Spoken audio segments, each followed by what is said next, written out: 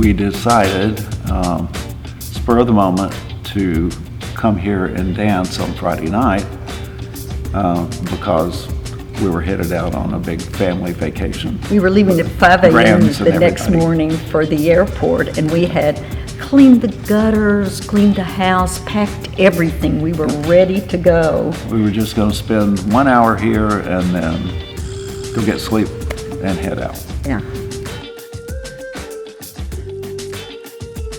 So in January 2025, we were shoveling snow after it snowed, and we had cleared off his parents' driveway and my driveway, and then decided to go help our neighbor.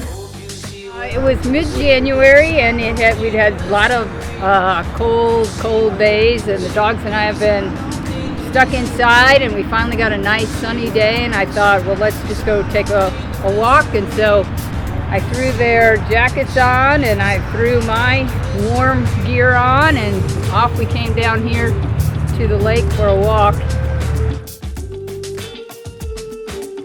So we were about ready to leave. It'd been an hour. We were about ready to leave. And I said, oh, the next song is a tango. Let's dance it.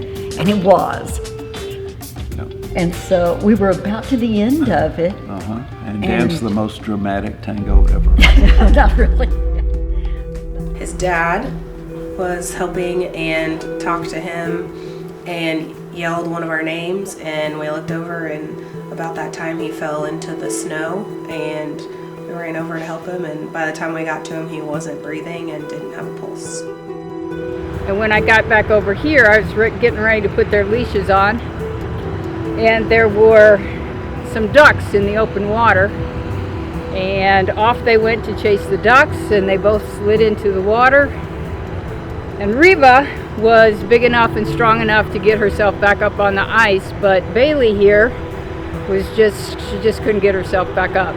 So I knew it was a risk, but I had to go out there and try and save her, and luckily I got to her and I got her out, but about the fourth step back towards shore, down we went.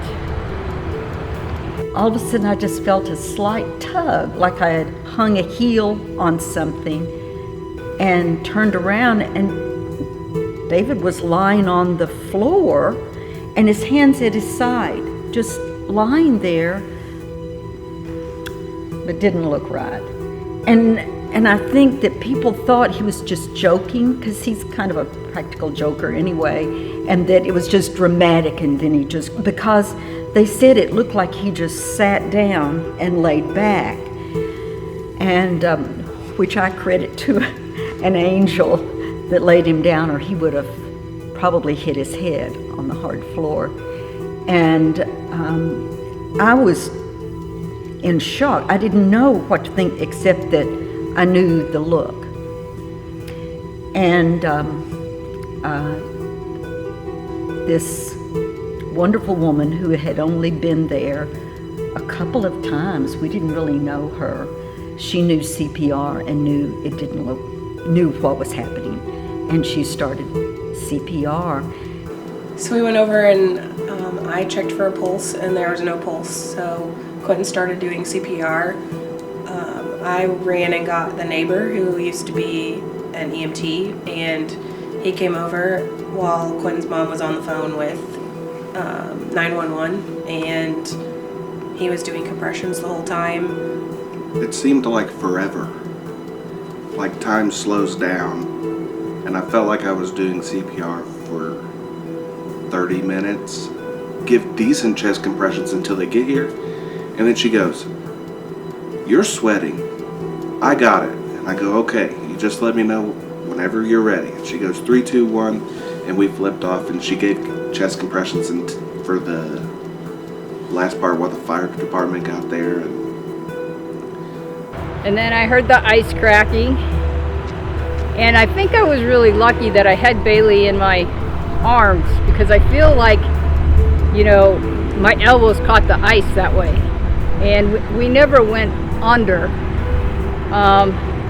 And I quickly was able to lift my feet up and get my feet up on the ice, and I had my shoulders on the ice, and it was like I was in a hammock.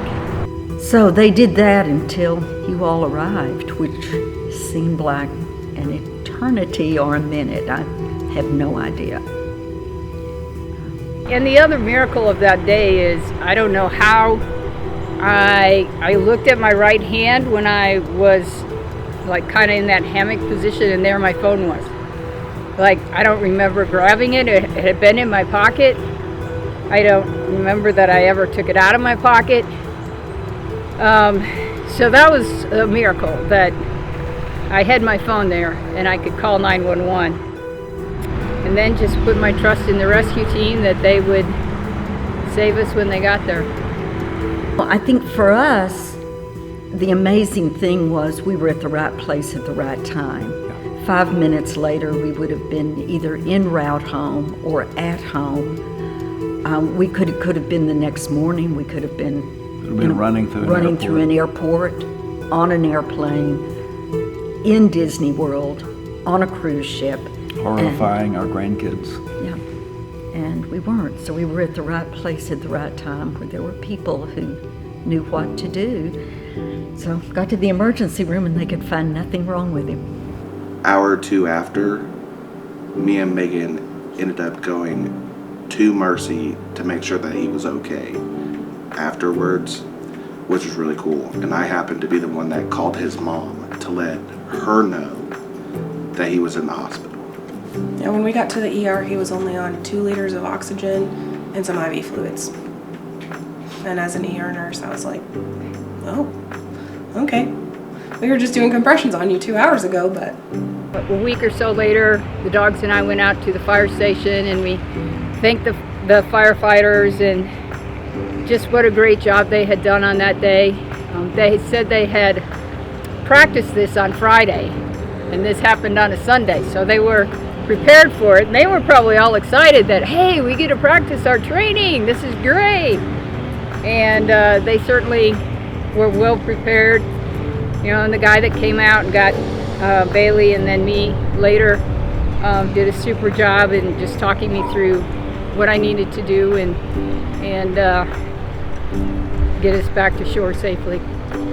But for Valentine's Day, we danced Friday night here for 2.5 hours. And then we went to Bentonville Saturday, and there was an event there that we danced 4 hours. 4.5 hours. So Somewhere. So we're back to doing everything we were doing before.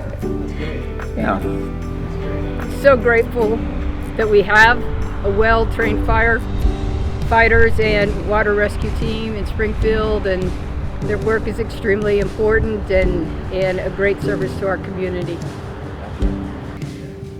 Are you kidding? Thank you so much for saving my life. Literally. You know, What more can you say? What more can you say than that? For me, what I remember distinctly, it's like some memories are very, very vivid and other parts are sort of a blur. For me is that, but just the calmness that everyone displayed, and calmness and confidence.